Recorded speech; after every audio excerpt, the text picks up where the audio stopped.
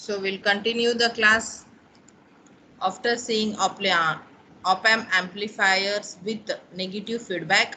We'll move on with the topic like AC amplifier with coupling capacitor. It will amplify the AC signals. So we'll start with an example here. You have seen many audio receiver systems.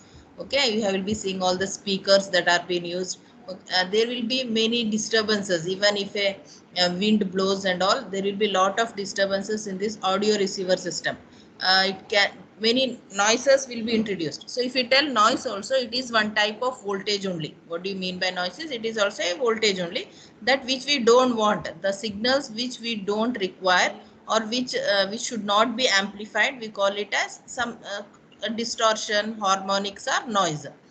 So in audio receiver, there are many stages, and because of thermal drift, component tolerances, and variations, or because of that, a DC level will be produced.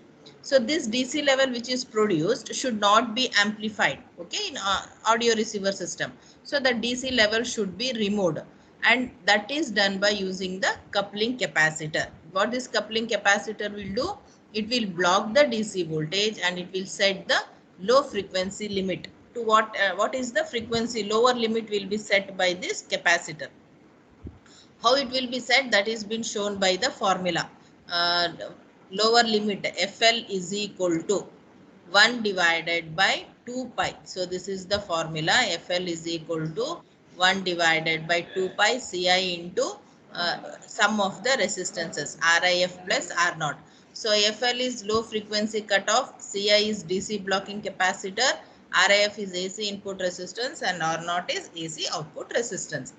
So FL is the lower limit that will be set by the Ci. Ci is nothing but our coupling capacitor that is used in AC amplifiers. That circuit I'll show. Uh, Bandwidth is given by, as we had seen in resonance chapter, bandwidth is given by higher frequency minus lower frequency, or higher frequency limit or higher frequency cutoff minus lower frequency cutoff.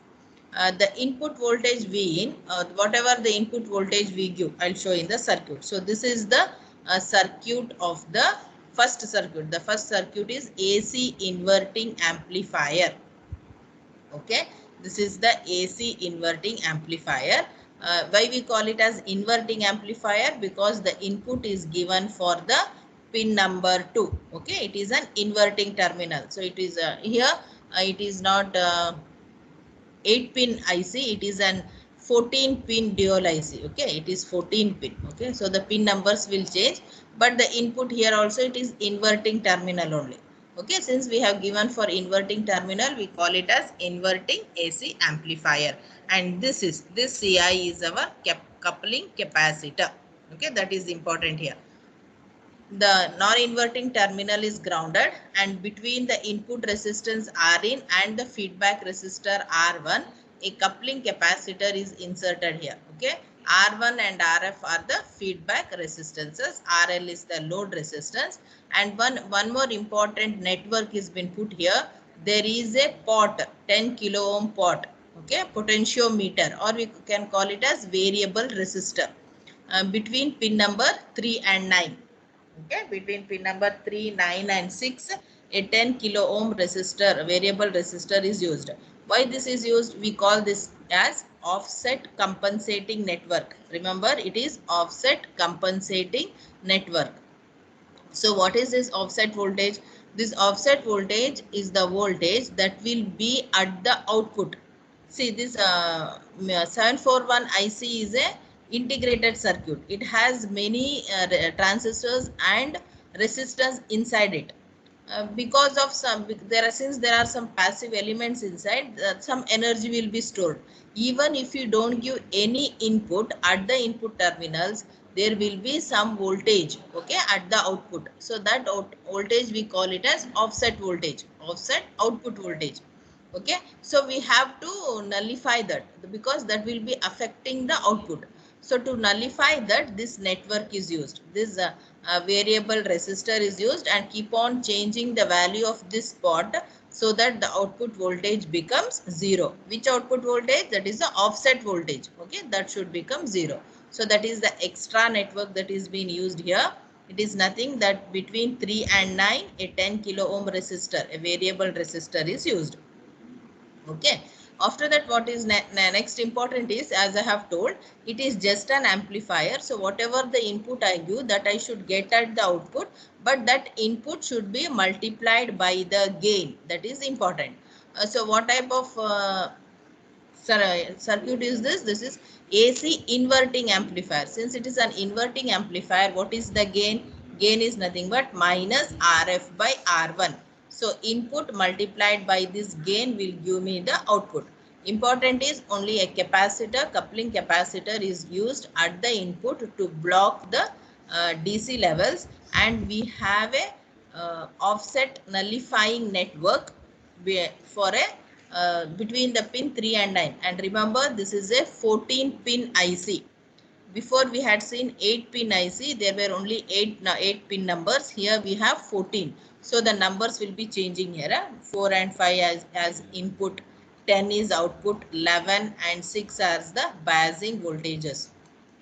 You have to remember that numbers. So that part is given here. Whatever I've told here, that is put here. But we have used a coupling capacitor, but that has no effect on output offset voltage. So to reduce the effect, we'll go with the offset minimizing network. Okay. And one more thing is, for inverting amplifier, the gain is RF by R1, and for non-inverting amplifier, the gain is 1 plus RF by R1. So whatever the input you give, the same you should get as output, but it should be multiplied by the gain depending upon whether it is inverting or non-inverting. That concept should be clear. First we saw now inverting. Now same thing for non-inverting. Non-inverting means what?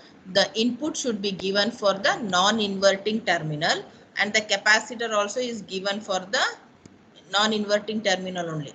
The feedback is same. The feedback is given for R1 and RF, and it is grounded here. R1 and RF are the feedback. Feedback means the output is fed back. Okay, from the output there is a resistor RF which comes back to the input. Okay, since it is a negative feedback because it is given for the inverting terminal. Same again, we have a offset nullifying network here. Everything is same, only the input is given for the non-inverting terminal. And important thing is the output, whatever the output I will give, the same input will be getting, but it will be multiplied with the gain 1 plus RF by R1. 1 plus RF by R1 is the gain of non-inverting amplifier. You should be very clear. 1 plus RF by R1 is the gain of non-inverting amplifier, and only minus RF by R1 is the gain of inverting amplifier. So input multiplied with the gain will get as output. So only the difference is this coupling capacitor is used, and using this coupling capacitor we can limit the lower frequency limit also can be set by using the formula. That formula also you should remember. That is FL is equal to 1 by 2 pi CF. 1 by 2 pi RC we know. No? R is a combination of two resistance, that is RIF plus R0. This CI, this is the coupling capacitor, can be used to find out the FL. This is about AC amplifiers, and it is used maximum or mostly it is used in the audio receiver system. We have two networks here, AC inverting and AC non-inverting we have seen, and once again I'll tell, it is a 14 pin dual inline package. This is one of the package you have seen in your digital ICs, all they are dual inline package. It is a 14 pin IC, and the bandwidth is FH minus FL. Next we'll go with one more type of AC amplifiers. Here they are using only a single supply. Single supply means, before this we have seen op-amps with two supplies. That what are the two? That is plus VCC and minus VEE. Okay, two supplies we give. If it can be plus 12 volts, minus 12 volts, or it can be plus 15 or minus 15. Okay, in the difference way. Here what we'll see AC amplifiers with only single supply. One supply will be grounded, and only with single supply how AC can be generated. Okay, for that what is the change they are going to do in the circuit is, An AC amplifier can be powered by a single supply if an additional coupling capacitor, one more coupling capacitor, should be used at the output. Okay, when you see the network, you'll understand. So this is the additional coupling capacitor here. Hope all can see here. This is the C0. C0 is the additional coupling capacitor that is used at the output. Okay, it is used at the output to get the for AC amplification. See here, in this is the op amp. In this op amp, what they have done, one power supply is grounded. Okay, one is grounded, only plus VCC is kept, minus V is grounded. Okay, so we don't have one power supply here. For compensating this, what they do, they give or they insert a DC level for the non-inverting terminal. See here, for non-inverting terminal plus VCC is given. Okay, and two equal resistors are taken. R2 is equal to R3. Both are of 10 kilo ohm. So the VCC will be divided. If I give it as 12 volts, we'll get as 6 volts. It will be correctly divided. So a DC level will be introduced here. Since there is no biasing, negative biasing voltage, okay, to get a AC supply, we'll introduce a DC level, that is VCC by 2. Okay, so this is the input. This is the sinusoidal waveform we are giving. The output will be like this. See here, here the input is 0 volts. Here the output will start at VCC by 2. Okay, when this will come to the maximum, then only this will come to 0 here, because we are dividing here. The VCC is divided by 2 and this here it is fed back. To remove this DC, this VCC by 2, to remove this capacitor C0 is used. After removing this, the waveform will be like this.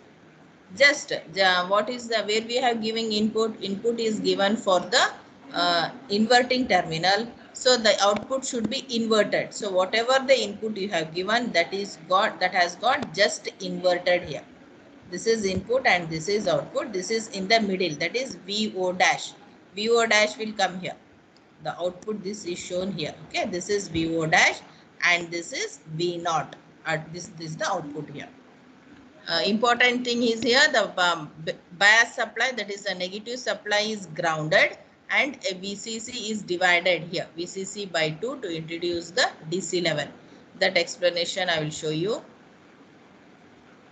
This capacitor, whatever the coupling capacitor is used at the output, this capacitor blocks DC and reduces the effect of output offset voltage. The positive DC level is intentionally inserted. Important. The DC level is intentionally inserted using a voltage divided network at the non-inverting terminal to swing the output voltage. Okay, to swing the output voltage, that positive DC level is introduced. So for inverting amplifier, the output is RF by R1 into Vin, and for non-inverting it is 1 plus RF by R1 into Vin.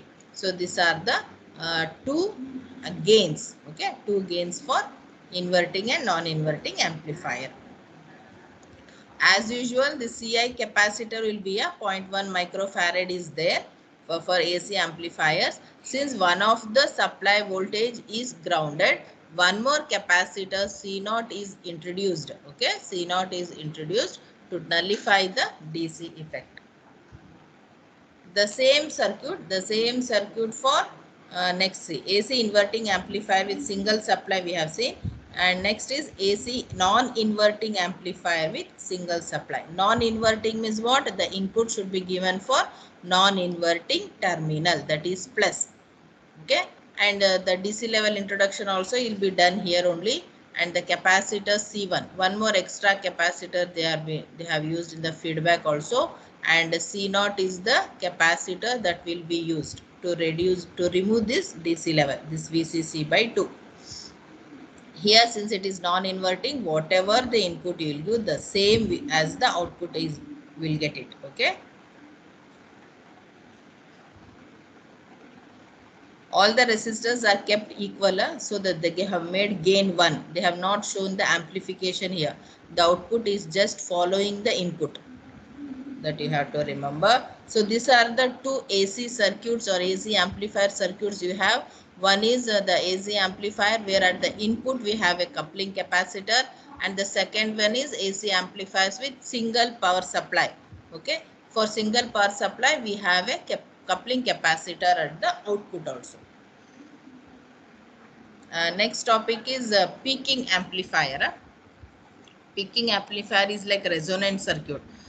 Peaking amplifier has for resonance, like RLC will use, no, we have L, we have C, and we have RP. Okay, RP is the R parallel. All these three networks are put in parallel to generate a resonant frequency. It is called as peak amplitude. It is the frequency versus gain. Input voltage is given, fine. Input voltage is given, and this is the input resistor R1. This is R1 and this is RP. Okay, we have a quality factor also. Here the input is given for the inverting terminal. Okay, this is minus inverting terminal. Non-inverting terminal is grounded, and plus VCC and minus VC are plus and minus 15 volts. So the peaking response, that is the frequency response that peaks at a certain frequency, can be obtained by using parallel LC network. That is important. You should use parallel LC network. The resonant frequency or peak frequency at which the peaking occurs is determined by this formula. That is FP. Okay, FP is equal to 1 divided by 2 pi root LC. And the quality factor should be greater than or equal to 10, and where Q coil, that is Q coil, is the figure of merit of the coil, and it depends upon, therefore the gain of the amplifier at resonance is maximum and is given by gain AF is equal to, see, this is RF parallel RP.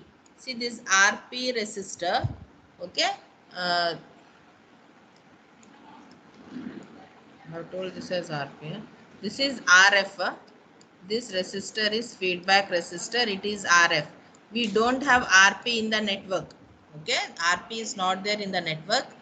So they have given here RF parallel RP divided by R1. So RP is what? It is the equivalent parallel resistance of the tank circuit. Tanks, it depends upon quality square, that is Q coil square into R. And what is R? R is internal resistance of the coil. So whatever the coil they have used in this inductive, for that this resistance is given.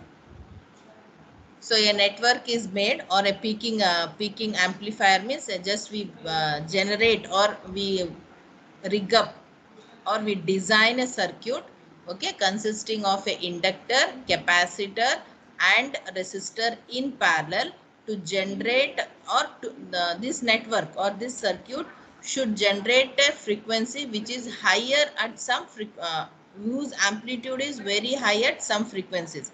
Here at frequency FP, it is having a peak amplitude. Okay, for that this network is used.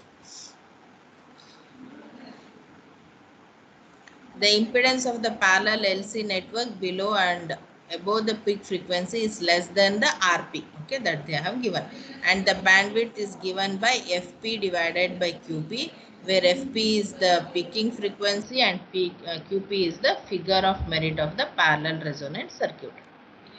So we'll just see one example here. The circuit whatever we have seen is to provide a gain of 10 at a peak frequency of 16 kilohertz. Determine the values of all the components. Values of all the components means we have to determine R, L and C. Okay, all the three components we have to determine. What they have given, the gain is 10 at a peak frequency of 16 kilohertz. That is important. So the gain times peak frequency means 10 into 16, we'll get it as 160 kilohertz. So therefore 741C can be used in the circuit, since 1 megahertz unit. Just they have multiplied and checked data. So to first, whenever to start the design, when all the components they have given, what they are doing is they are in maximum in this LIC, some of the components will be assumed to find out the other. Here what they have gone with, they have assumed the capacitor. C is assumed as 0.1 0.01 microfarad. Okay, the assumption is made. After I'm assuming that, we can go with the formula. What was the just what they have done? What was our formula? FL is equal to 1 by 2 pi root LC. Okay, since we have to find out L, we'll get to find out L by assuming C. They have done squaring on both sides. When we square on the both sides, we'll get this formula. Okay, this is squaring on both sides. Okay, after squaring, we'll get L. How much? L is nearly 9.9 millihenry. We can take it as 10 millihenry. So it is been approximated for 10 millihenry. See, 2 pi square, FP is 16 into 10 power 3, and capacitor is 0.01 microfarad. It can be written as 10 in 10 power minus 8 also. Okay, minus 6 or 2 points it will go that side, means minus 8. And the internal resistance, again one more assumption here, let the internal resistance of the inductor be 30 ohm. Okay, to find out Q coil, so they have gone with the R as 30 ohm. After substituting, you will get Q coil, so that we'll find out the value RP. So two assumptions, one is the capacitor and one is the internal resistance of the inductor. Since a gain of 10 is needed at 16 kilohertz, one more assumption is the R1. Okay, internal resistance should be equal to 100 ohm. Therefore, using the equation, they'll come out with the feedback resistor RF. So the components, nearly it is 1 kilo ohm. They have to assumed it as, or found out RF as 1 kilo ohm. So what we assumed C and we have found out L, then Q coil, then RP, okay, that is the resistance of the Q coil, and next is RF, that is the feedback resistance. So this is about peaking amplifier and AC amplifiers. Okay, AC amplifiers using with single power supply, and AC amplifier using coupling capacitor at the input.